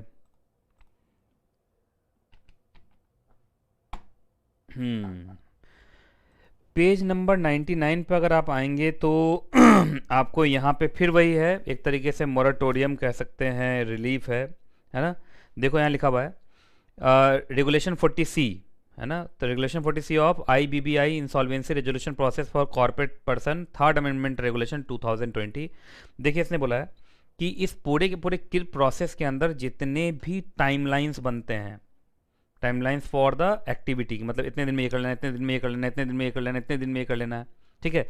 माउन चला किसी का किरप स्टार्ट हो गया, अब बीच में ही कोविड घुस गया, अब बीच में कोविड वाला पीरियड आ गया, कोविड आ गया तो लॉकडाउन हो गया, लॉकडाउन हो गया तो एक बार तो लॉकडाउन हो गया तो सब कुछ रुका हुआ है, तो गिनती भी तो रुकनी चाहिए।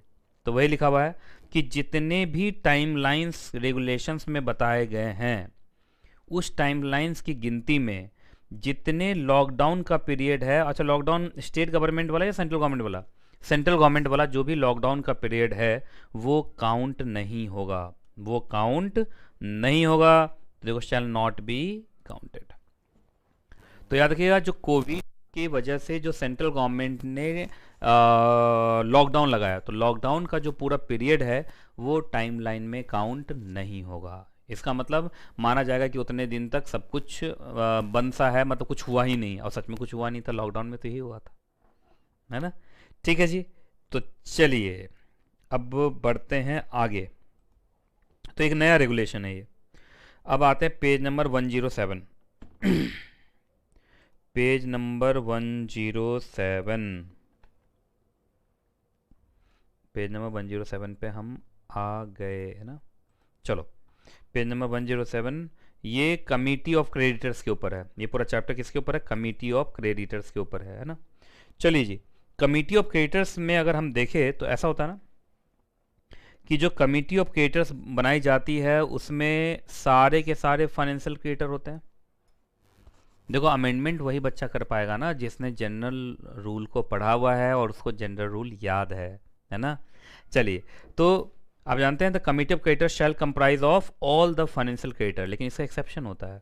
एक्सेप्शन देखो क्या होता है कि फाइनेंशियल क्रिएटर्स में से वो फाइनेंशियल क्रिएटर जो रिलेटेड पार्टी है कॉरपोरेट डेटर का, इसको इससे जोड़ देंगे, इसका एक्सेप्शन है। एक्सेप्शन मतलब वर्सेस, वो फाइनेंशियल क्रिएटर जो कॉर्पोरेट डेटर का क्या है, रिलेटेड पार्टी है ना, वो रहेगा जरूर उस कमेटी में, लेकिन उसके पास रिप्रेजेंटेशन का, पार्टिसिपेशन का, वोटिंग का कोई भी पावर नहीं होगा। ठीक है जी, तो यही है। तो सबसे पहले बताओ बिना देखे कि कमिटी ऑफ क्रेडिटर्स में सारे फाइनेंशियल क्रेडिटर्स होते हैं। अच्छा, सारे फाइनेंशियल क्रेडिटर होंगे, सबके पास रिप्रेजेंटेशन का राइट होगा, पार्टिसिपेशन का राइट होगा, वोटिंग का राइट होगा, लेकिन ऐसा फाइनेंशियल क्रेडिटर जिसका कॉर्पोरेट डेटर के साथ रिलेटेड पार्टी वाला रिलेशन है, तो क्या वो होगा कमिटी ऑफ क्रेडिटर्स में? होगा जरूर, लेकिन उसके पास पार्टिसिपेशन का, रिप्रेजेंटेशन का या वोटिंग का कोई भी पावर नहीं होगा। लेकिन ये जो एक्सेप्शन है, ये जो एक्सेप्शन, इसका एक और एक्सेप्शन बना है। तो एक्सेप्शन का एक्सेप्शन क्या होता है? इंक्लूजन होता है। ये वर्सेस मैंने लिखा था, वर्सेस का मतलब एक्सेप्शन। ये भी क्या था एग्जैक्टली? एक्सेप्शन। एक्सेप्शन। अब एक्सेप्शन का एक्सेप्शन क्या होता है? इंक्लूजन। तो इसका मतलब यहां पर ये काउंट हो जाएगा, ये इसके पास रिप्रेजेंटेशन होगा। अब वो क्या है, सो सुनो। तो एक्सेप्शन का एक्सेप्शन क्या निकला है, सो देखिए। Provided further that the first proviso, ये फर्स्ट प्रोविजो था, है ना, first proviso shell not apply, जिसका मतलब फर्स्ट प्रोविजो, एक तो फर्स्ट प्रोविजो एक्सेप्शन था और एक्सेप्शन नहीं लगेगा, तो इसका मतलब वो क्या हो गया? जनरल रूल हो गया। Shall not apply to a financial creditor regulated by a financial sectoral regulator. तो सबसे पहले ये देखना है कि जो वो financial creditor financial sector regulator से रेगुलेटेड है और वो कॉर्पोरेट डेटर का रिलेटेड इस वजह से हुआ है बिकॉज सब, अब वो कैसे हुआ सुनो, वो जो फाइनेंशियल क्रेडिटर है वो उसका शेयर होल्डर बन गया। और शेयर होल्डर क्यों बना था भाई? तो उसने डेट को किस में कन्वर्ट किया था? इक्विटी शेयर में। अब डेट को इक्विटी शेयर में कन्वर्ट करोगे तो पहले तो तुम उसके थे क्रेडिटर। एक बात है, मैं आपको डेट दूंगा तो मैं आपका क्या हूँ? क्रेडिटर हूँ ना। लेकिन एक बात बताइए, आप मेरा डेट वापस नहीं कर पाए, तो जब आप मेरा डेट वापस नहीं कर पाए तो आपने मुझे डेट के बदले, डेट की वापसी के बदले शेयर दे दिया, तो मैं आपका शेयर होल्डर बन गया। शेयर होल्डर बनते ही मैं रिलेटेड पार्टी में आ जाऊंगा, रिलेटेड हो जाऊंगा, है ना। तो सिर्फ इसी वजह से कि debt is converted into equity share, अब वो फाइनेंशियल क्रेडिटर का पोजीशन बदल गया है शेयर होल्डर में, जिस वजह से वो रिलेटेड पार्टी के डेफिनेशन में फॉल कर जा रहा है। इसी वजह से अगर वो रिलेटेड पार्टी बन रहा है तो उसमें कोई दिक्कत नहीं है, वो रहेगा भी, पार्टिसिपेट भी करेगा, रिप्रेजेंट भी होगा, वोट भी करेगा। ठीक है, तो मैं एक चार्ट बना देता हूँ। सबसे पहले भाई कमिटी ऑफ क्रेडिटर्स के अंदर सारे के सारे फाइनेंशियल, देखो यहाँ पर लिखा हुआ ना, चलो मैं लिख ही देता हूँ पहले।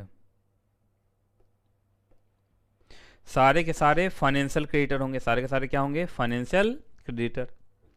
अब सारे के सारे फाइनेंशियल क्रेडिटर में से जो रिलेटेड पार्टी है, related party of corporate debtor, है ना, वो रहेगा तो, लेकिन उसके पास आपको ना तो वोटिंग राइट होगा, ना पार्टिसिपेशन का राइट होगा, ना ही रिप्रेजेंटेटिव राइट होगा, तो ये सब राइट नहीं होगा। ठीक है, लेकिन एक एग्जैक्टली रिलेटेड पार्टी बना है और उसका कारण ये है कि वो था पहले फाइनेंशियल क्रेडिटर। क्रेडिटर का मतलब उसने डेट दिया था, डेट को बदल दिया गया किसमें? शेयर्स में, है ना। तो अब फाइनेंशियल क्रेडिटर बन गया है share holder of corporate debtor. क्या बन गया? Share holder of corporate debtor, है ना। आज जिसके वजह से वो रिलेटेड पार्टी के डेफिनेशन में फॉल कर जा रहा है, तो उसमें कोई दिक्कत नहीं है, वो आपको फिर वो पार्टिसिपेट भी करेगा, है ना, रिप्रेजेंटेटिव राइट भी होगा, पार्टिसिपेशन राइट भी होगा और वोटिंग राइट भी होगा, इसमें कोई दिक्कत वाली बात नहीं है। तो ये इस तरीके से है।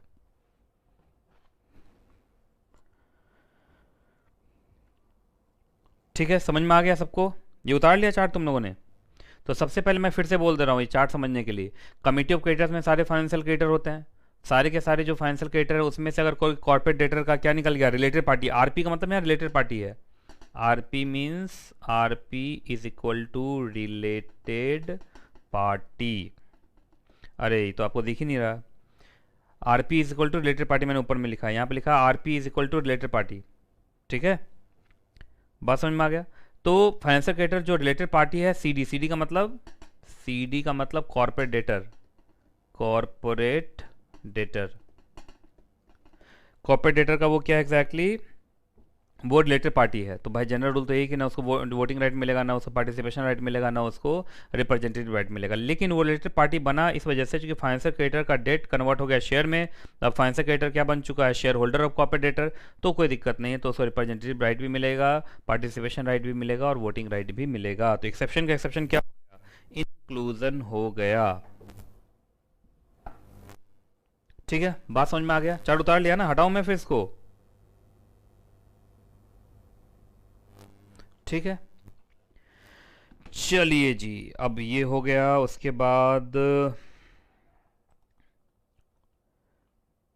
और मैं देखता हूँ इसमें कुछ है, कुछ नहीं है। ठीक है, एक बच्चे ने अभी पूछा है कि सर 40C कौन से उसमें जोड़ना है ना, तो 40C देखो मैंने कहाँ लिया है, 40C आपका जो मैंने लिया है वो चैप्टर का नाम है preparation and approval of resolution plan.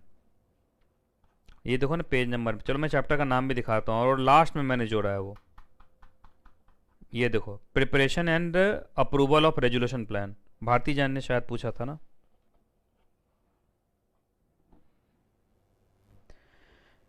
ठीक है, चलो भारती जान समझ में आ गया आपको, एक बार लिख के बताओ। ठीक है, तो कौन से चैप्टर में, इस चैप्टर में। ठीक है, चलिए जी, भारती जैन का भी आ गया कमेंट। चलो अब आता है वो जिसका इंतजार है सबको, और वो है वाटरफॉल अरेंजमेंट, है ना। तो अब आता है वो जिसका इंतजार है सबको, वाटरफॉल अरेंजमेंट, वाटरफॉल अरेंजमेंट। ये पहुंचा मैं वाटरफॉल अरेंजमेंट पे। अब बच्चे ये जानना चाहेंगे कि मैंने इसको जोड़ा कहाँ है, तो सबसे पहले मैं बता दूं, इसको मैंने जोड़ा है, चैप्टर का नाम बताता हूँ, हाँ यही है, preparation and approval of resolution plan में जोड़ा है। ठीक है, अब इसको मैंने यहाँ इसलिए जोड़ा है क्योंकि देखो अभी मैं बताता हूँ, कहाँ गया वाटरफॉल अरेंजमेंट, पीछे रह गया क्या,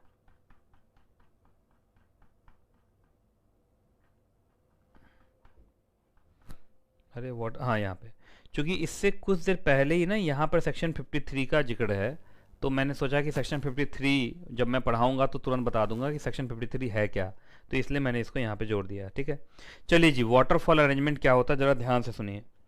सबसे पहले एक बात बताइए कि जब भी मान लीजिए कि किसी कॉर्पोरेट डेटर का लिक्विडेशन हो रहा है, लिक्विडेशन का मतलब उसको रिवाइव रिहेबिलिटेशन उसका नहीं हो पाया, उसकी मौत हो रही है, वाइंडिंग अप हो रहा है, लिक्विडेशन हो रहा है, तो उसके जो एसेट्स एसेट्स होंगे उसको बेच के पैसा निकलेगा।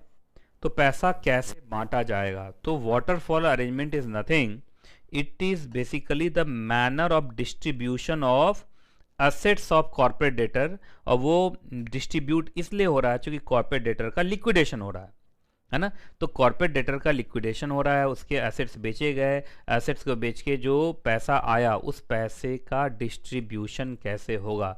एक तो कॉर्पोरेट डेटर की डेथ हो रही है, तो उसका सीधा सा कारण है वो लॉस मेकिंग है, उसकी हालत ख़राब थी, उसके पास पैसा उतना नहीं था, एसेट्स उतने नहीं थे, तो ये तो पक्का है सबको पूरा पूरा पैसा नहीं मिल पाएगा, सबको पूरा पूरा पैसा नहीं मिल पाएगा, तो यहाँ झगड़ा होगा पैसा को लेके। झगड़े को ख़त्म करने के लिए एक मैनर ऑफ डिस्ट्रीब्यूशन बना के दिया है, और उसी का नाम है वाटरफॉल अरेंजमेंट।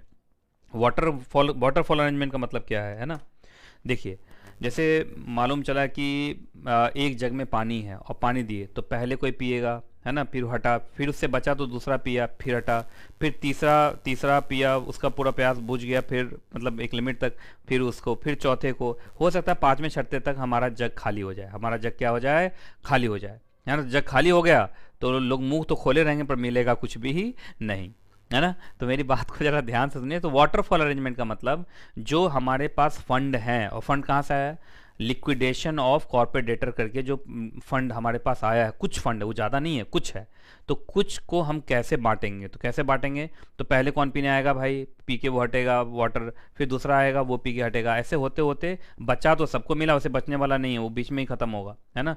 बहुत कम ही चांसेस हैं, और वो बेसिकली तब होता है जब कोई वॉलेंट्री बाइंडिंग आप करा रहा हो, तो उस केस में होता है कि पैसे बहुत हैं और सबको मिल गया। लेकिन मान लीजिए अगर इंसॉल्वेंसी की वजह से अगर लिक्विडेशन हुआ तो सबको तो नहीं मिलने वाला है। बात समझ में आ गया। तो सब में थोड़ा थोड़ा बांटा जाएगा, और वो भी देखते हैं कि लास्ट तक सबको पहुंच पाता है या नहीं। ठीक है, तो ये समझ में आया। पहले आपको वाटरफॉल अरेंजमेंट क्या होता है जरा एक बार जल्दी से बताओ, लिख लिख के बताओ। वाटरफॉल अरेंजमेंट जो मैंने बताया, waterfall arrangement is basically what, मैंने टिक भी लगाया हुआ, आप जल्दी से लिख के टाइप करो, मतलब टाइप करके लिखो, लिख के टाइप करो जो अच्छा लगे। चलो जल्दी बताओ, व्हाट इज वाटरफॉल अरेंजमेंट। अगर एक स्टेटमेंट में या एक वर्ड में मैं तुमसे पूछूं तो बताओ व्हाट इज वाटरफॉल अरेंजमेंट। तो waterfall arrangement is a manner of distribution of asset in case of liquidation, in case of liquidation of corporate debtor. Corporate debtor का क्या हो रहा है, लिक्विडेशन हो रहा है। लिक्विडेशन में कंपनी को बेच के, कुछ कंपनी के एसेट्स को बेच के कुछ पैसे मिले हैं, कुछ कुछ हमेशा बोलूंगा, खासकर इंसॉल्वेंसी वाली कहानी है तो अब उसको डिस्ट्रीब्यूट कैसे करना है। तो it is basically the manner of distributing assets, है ना। लाइबिलिटीज़ को नहीं डिस्ट्रीब्यूट करते हैं। राशि गुप्ता भावनाओं में आके एसेट्स एंड लाइबिलिटीज़ दोनों लिख दी। एक ना कॉमर्स के बच्चों को आदत होती है, वो एसेट्स अकेले नहीं लिखता, एसेट्स एंड लाइबिलिटीज़ है, तो लाइबिलिटीज़ को कैसे डिस्ट्रीब्यूट करोगे, तो एसेट्स डिस्ट्रीब्यूट होता है ना ज़्यादातर। ठीक है, मैं देख रहा हूँ सारे बच्चे लिख रहे हैं कि नहीं लिख रहे हैं। कुछ बच्चे तो दिल बना बना के लिख रहे हैं, दिल के बीच में प्लस लिखे हुए हैं, ये जरूर डॉक्टर बनेगा, है ना। यश चौहान, हाँ, एक बच्ची तो कह रही मैं नहीं लिखूंगी सर, समझ में आ गया, कोई बात नहीं है, मैं नहीं लिखूंगी, है ना। एकता शर्मा बोले मैं समझ में आ गया, मैं नहीं लिखूंगी। एक बार लिख देते हैं ना तो आपको याद रहता है, मैं सही कह रहा हूँ। चलो मुझे लिखो यार, मैं ऐसे नहीं छोड़ूंगा तुम लोग को, जल्दी लिखो। Manner of distributing the assets in case of liquidation of corporate debtor. ठीक है जी। अब इसको एक और शॉर्ट फॉर्म में बोलते हैं, उसको बोलते हैं ऑर्डर ऑफ प्रायोरिटी। क्योंकि सबको तो नहीं मिलना है और सब झगड़ जाएंगे, तो एक लाइन लगाया जाता है। क्या लगाया जाता है, एक लाइन, और उस लाइन में प्रायोरिटी के हिसाब से लाइन में सबको खड़ा किया जाता है कि पहले कौन खड़ा होगा, उसके बाद कौन खड़ा होगा, उसके बाद कौन खड़ा होगा। तो एक प्रायोरिटी लिस्ट बनती है, उसको हम ऑर्डर ऑफ प्रायोरिटी भी कहते हैं, है ना। तो एक बार टाइप करो, ऑर्डर ऑफ प्रायोरिटी भी टाइप करो। तो manner of distribution of assets in case of liquidation of corporate debtor तो है ही, और उसको एकदम शॉर्ट में बोले तो order of priority, order of priority लिखा, ऑर्डर ऑफ प्रायोरिटी, है ना। ठीक है, चलिए अब आगे बढ़े। हाँ देखो सारा बच्चा सब लिख रहा है ना। चलो जी, अब सुनिए, देखिए आप जानते हैं कि जब भी कोई कुछ लोगों ने पैसा दिया होगा कॉर्पोरेट डेटर को, कॉर्पोरेट डेटर की हालत ख़राब हो गई, कॉर्पोरेट डेटर का लिक्विडेशन हो गया, तो जिन लोगों ने पैसा दिया होगा वो लोग तो कुछ ना कुछ अग्रीमेंट किया होगा उन्होंने, कोई लॉ लग रहा होगा। अब उन सारे लॉ को भूल जाइए, अब उन सारे लॉ को भूल जाइए। जिस लॉ के अंदर पैसा दिया गया था, जिस एग्रीमेंट के अंदर पैसा दिया गया था, क्या लिखा हुआ है, notwithstanding anything to the contrary content in any law enacted by the parliament और द स्टेट लेजिस्लेचर। मतलब अब जो मैं पढ़ाने जा रहा हूं, क्या उसके बीच में भारत का कोई भी लॉ आ पाएगा, क्या कोई भी लॉ नहीं आ पाएगा। अब पैसे का बंटवारा या पैसे का डिस्ट्रीब्यूशन इसी ढंग से होगा, इस बीच में कोई भी लॉ नहीं आएगा, क्योंकि इस सेक्शन के अंदर क्या है, नॉट विस्टैंडिंग। क्या exactly, not withstanding. Not withstanding होते ही ये सेक्शन हो गया पावरफुल। ये सेक्शन पावरफुल होने का मतलब अब ये सेक्शन जो बोलेगा वही चलेगा, इसके बीच में कोई और लॉ नहीं आ सकता, ना तो सेंट्रल का ना ही स्टेट का। ठीक है, अब ये सीधा बोल रहा है कि अब मैं बताऊंगा ऑर्डर ऑफ प्रायोरिटी कि कैसे लिक्विडेशन एसेट्स, लिक्विडेशन एसेट्स का मतलब कंपनी के एसेट्स को बेच के जो पैसा आया उसको इन टोटल क्या बोल देंगे, लिक्विडेशन एसेट्स। बहुत सारे एसेट बिक भी नहीं पाते हैं, तो एसेट्स का भी बंटवारा हो जाता है। तो पैसा है, एसेट्स है, उसका बंटवारा होने जा रहा है, इसको कैसे बांटा जाएगा, है ना, है ना, कब तक बांटा जाएगा, किस मैनर में बांटा जाएगा, वो सब। तो उसमें से मैं एक ऑर्डर प्रायोरिटी आपको बता रहा हूँ। चलो जल्दी जल्दी बोलो, सबसे पहले किसको मिलेगा? तो सबसे पहले वो पैसा इंसॉल्वेंसी रेजोल्यूशन प्रोसेस को करने में जो खर्चे आए हैं, लिक्विडेशन को करने में जो खर्चे आए हैं, तो सबसे पहले तो उस खर्चे को निकालोगे। आप देखो किसी भी इंसान का इलाज होता है तो सबसे पहले मेडिकल फीस पे होती है ना। तो सबसे पहले तो भाई इलाज अगर हुआ, अब इलाज कहाँ हुआ, मौत ही हो गया एक तरीके से, लेकिन फिर भी हॉस्पिटल वाले देखा होगा आपने, सबसे पहले हॉस्पिटल वाला पैसा लेता है, उसके बाद भी वो तो बॉडी को भी, जो लाश है उसको भी निकलने देता है। तो यहाँ पे भी वही हालत है। तो वाइंडिंग अप सब क्या है, वाइंडिंग अप लिक्विडेशन सब क्या है, मौत ही तो है कंपनी का, है ना। तो सबसे पहले इंसॉल्वेंसी करने में जितने खर्चे आए, लिक्विडेशन करने में जितने खर्चे आए, उसमें जाएगा वो पैसा। और ये सारे के सारे पैसे फुल में पे होंगे, मतलब ये पूरा पे होगा, इसमें आधा अधूरा नहीं चलेगा, पूरा पे होगा। चलो जी, इसके बाद कुछ पैसा बचा तो अगले स्टेप पे आओ भाई। अगले स्टेप में दो लोग हैं और दोनों की रैंकिंग इक्वली ही है, मतलब बराबर बराबर बटेगा। सबसे पहले वर्कमैन ड्यूज़। अच्छा, वर्कमैन मतलब वर्कमैन कंपनसेशन एक्ट वाला जो वर्कमैन है उसका ड्यूज़, अच्छा उसका ड्यूज़ मान लो 6-6 साल का ड्यूज़ है, तो पूरा अभी पे कर दोगे। उसमें से अभी जो प्रायोरिटी में है वो सिर्फ 24 महीने वाला। 24 महीने कहाँ से गिनोगे? लिक्विडेशन कमेंसमेंट डेट से पिछला 24 महीने वाला।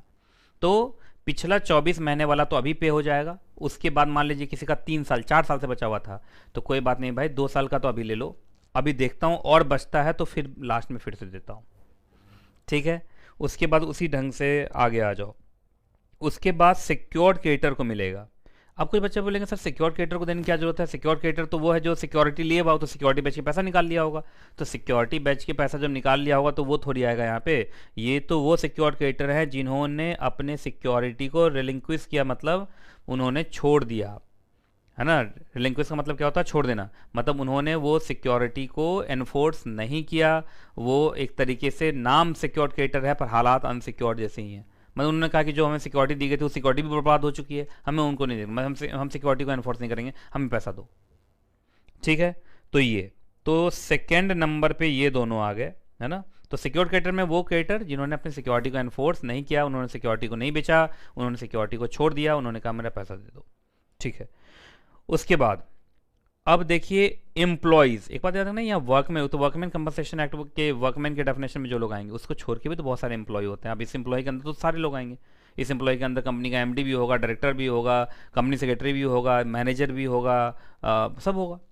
तो इनका भी, अच्छा इनका भी जो वेजेज हैं या अनपेड ड्यूज़ हैं वो ज़िंदगी भर वाले, जैसे 4-4 साल से ड्यूज़ है सब, या इनके लिए कितने अभी प्रायोरिटी में, अभी कितना इस स्टेप पे कितना? पिछले 12 महीने वाला, पिछले 12 महीने वाला। उसके बाद मान लीजिए इतना कुछ करने के बाद भी पैसा बचा, तब जाके अब आप देंगे किसको? फाइनेंशियल डेट, मतलब फाइनेंशियल डेट और भी किसका? अनसिक्योर्ड क्रेडिटर का। मतलब अब स्टेप में अब कौन आया? प्योर अनसिक्योर्ड क्रेडिटर, जिसको सिक्योरिटी कभी दी ही नहीं गई थी, वो अनसिक्योर्ड क्रेडिटर था। उसका भी अच्छा सारा डेट, ऑपरेशनल डेट होता है और भी बहुत सारे डेट होते हैं, वो डेट या फाइनेंशियल डेट, फाइनेंशियल डेट उसकी वापसी होगी। चलिए जी, इसके इतना कुछ करने के बाद भी अगर पैसा बचा तो वो पैसा फिर इन दोनों में इक्वली, देखो इक्वली है ना, इनकी रैंकिंग इक्वली है। अब सेंट्रल गवर्नमेंट, स्टेट गवर्नमेंट के प्रति आपका कुछ पैसा ड्यू था जो सरकारी खजाने में जाना था, याद है ना, कॉन्सोलिडेटेड फंड ऑफ इंडिया, मतलब सरकारी खजाना होता है, चाहे वो भारत सरकार का खजाना है, चाहे वो किसी राज्य सरकार का खजाना है, उस खजाना में जाना था। तो वो पैसा अब आपको सरकारी पैसा देना पड़ेगा। अच्छा, सरकारी पैसा मैंने पिछले 8 साल से नहीं जमा किया, तो अभी ये पिछला, ये भी 2 साल वाला, मतलब पिछले 2 साल से जो जमा नहीं किया सरकारी फंड में, जो आपको जमा करना चाहिए था, वो 2 साल वाला अभी दीजिए। और मान लीजिए 8 साल से नहीं दे रहे हैं तो और जो 6 साल और पीछे 6 साल वाला बच गया, अभी देखते हैं कि पैसा बचता है तो वो भी देते हैं, ठीक है।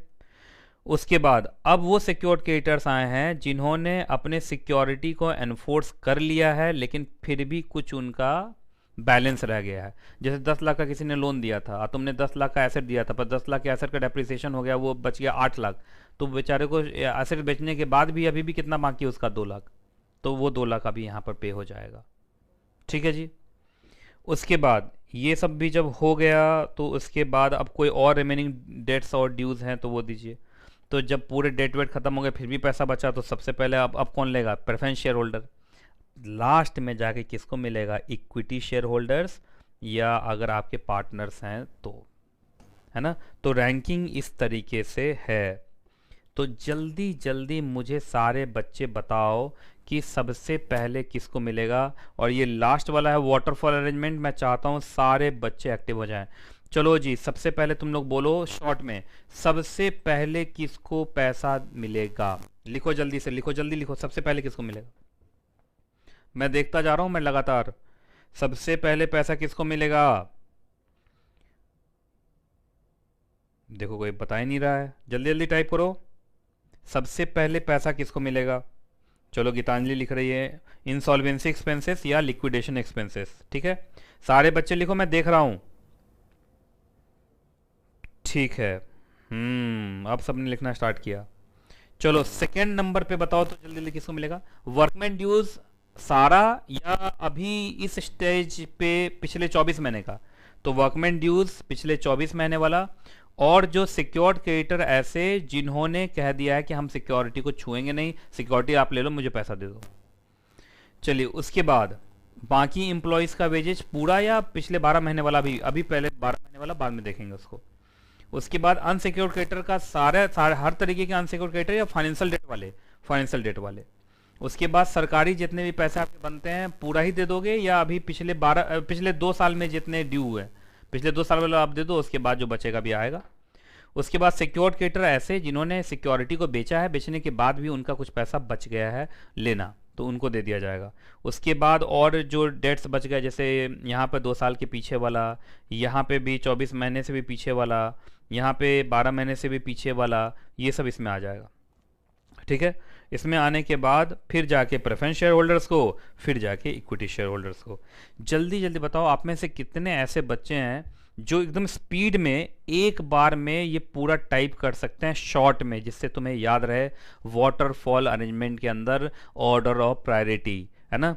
तो जल्दी से मैं देख रहा हूं कि कितने बच्चे, ये स्टेप बनेगा तुम्हारा 1 2 3 4 5 6 7 8, 8 और कहीं कहीं 2 2 है, तो सब मिला के 8 स्टेजेस कितने बच्चे लगातार लिख के दिखा सकते हैं। जल्दी से लिखो स्पीड में।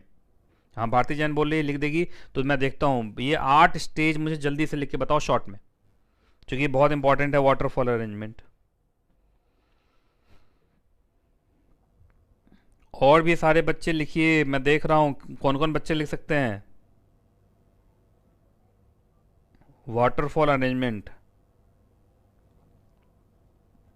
आप देखना आज आपको याद ही हो जाएगा पूरा। लिखेंगे तो आप ही को फायदा होगा, याद रखिएगा।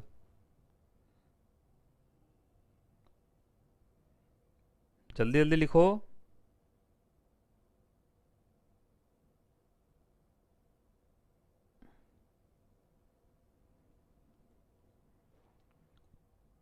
और किसी का 12 मंथ 24 मंथ से ज़्यादा वाला है तो यहाँ पे काउंट हो जाएगा वो बाद में, ठीक है।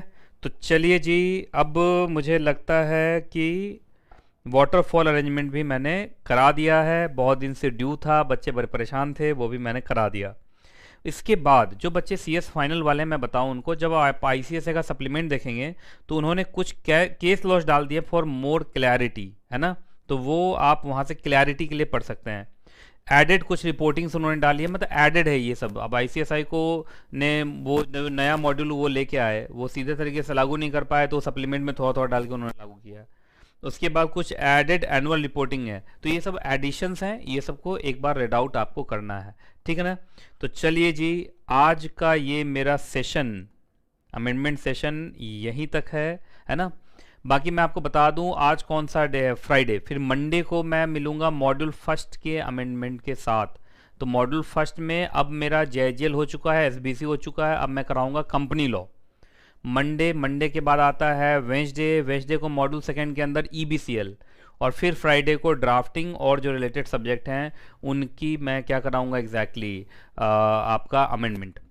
अच्छा, एक चीज़ मैं जो अनाउंसमेंट करने वाला था, मैं सोच रहा हूँ कि जो रिवीजन मैराथन हमने स्टार्ट किया, बाकी टीचर सब कर रहे हैं, अब मैं सोच रहा हूँ कि लास्ट के 10 दिन में अब मैं ना डाउट्स मैराथन कराऊँ, एग्जैक्टली डाउट्स मैराथन कराऊँ, और वो भी प्रॉपर यूट्यूब लाइव के थ्रू, प्रॉपर यूट्यूब लाइव, मतलब टीचर यूट्यूब लाइव पे आएंगे और वो चैप्टर बता देंगे, जैसे चैप्टर 1 to 5, अब इसके डाउट्स मैं लूँगा। यूट्यूब लाइव आएंगे, आप वहाँ टाइप करके बताना कि सर ये हमारे एग्जैक्टली डाउट्स हैं, और टीचर सॉल्व करेंगे उसको। तो मैं कुछ इस तरीके से चाह रहा हूँ, ज़रा बताइए कितने बच्चे इसके लिए तैयार हैं। क्योंकि देखो मेरा अमेंडमेंट मैराथन तो हो गया, लेकिन और भी जो टीचर्स हैं मैं चाह रहा हूँ कि सबका हो जाए, तो वो ज़्यादा अच्छा रहेगा। आप बताइए कितने लोग हैं ऐसे जो तैयार हैं कि सर डाउट्स मैराथन होना चाहिए, वो भी यूट्यूब लाइव पे चैप्टर वाइज होना चाहिए। जल्दी जल्दी बताओ, अभी अभी मैं देख रहा हूँ बहुत सारे बच्चे हैं जुड़े हुए। अगर आप कहोगे तो मैं करूँगा फिर, क्योंकि मैं अगर आप लोग को याद हो, आप लोग बहुत बच्चे जून वाले भी होंगे, जून में भी मैंने सब कुछ किया, फिर सितंबर अगस्त से चालू किया, फिर रिवीजन मैराथन भी कराया। अब मुझे लगता है लास्ट में बस कुछ बचा है, तो वो डाउट वाला है, वो भी मैं करा ही देता हूँ, है ना। तो बताइए कि अगर ये मैं फिर इस पर मैं प्लानिंग करूं, है ना। बहुत बच्चों को लगता है कि सर आते हैं, मान लीजिए 20 मिनट में, आधे घंटे में अमेंडमेंट करा दिया। आपको मालूम है आधे घंटे की क्लास के लिए कम से कम 2-2.5 घंटे हमें पढ़ना पड़ता है, मेहनत करना पड़ता है, पेज नंबर ढूंढना पड़ता है वो। तो इसी तरीके से अगर मैं डाउट वाला कराऊंगा, तो उसके लिए भी प्रॉपर फिर टीचर से मीटिंग करनी पड़ेगी, टाइम टेबल बनेगा, उसका एडवर्टीजमेंट बनेगा, आप लोग के पास जाएगा, फिर चैप्टर का पूरा लिस्ट बनेगा। तो ये सारा काम होगा। तो अगर आप सब मुझे थोड़ा मोटिवेशन दोगे तो मैं कर पाऊंगा फिर, है ना। करूं फिर, है ना। चलिए जी। तो फाइनली सारे बच्चे yes sir yes sir yes sir बोल रहे हैं। आप लोग आपस में दोस्तों दोस्तों से बात भी कर लेना, है ना। बाकी टीचर्स को भी आप लिखना, मुझे भी व्हाट्सअप करना कि डाउट्स मैराथन अब लास्ट के 10 दिन में अगर हो तो वो अच्छा रहेगा या नहीं। अगर अच्छा रहेगा तो फिर हम कराएंगे, है ना। ठीक है जी। तो चलिए आज का सेशन यहीं तक, फिर मिलूंगा अगले सेशन में। और जब तक मैं ना मिलूं, दुआ में याद रखिएगा, खुश रहें आप, खुश रहें आपका परिवार, कोरोना से बचिए, और भगवान से मनाइए कि जल्दी से जल्दी face to face classes start हो जाए।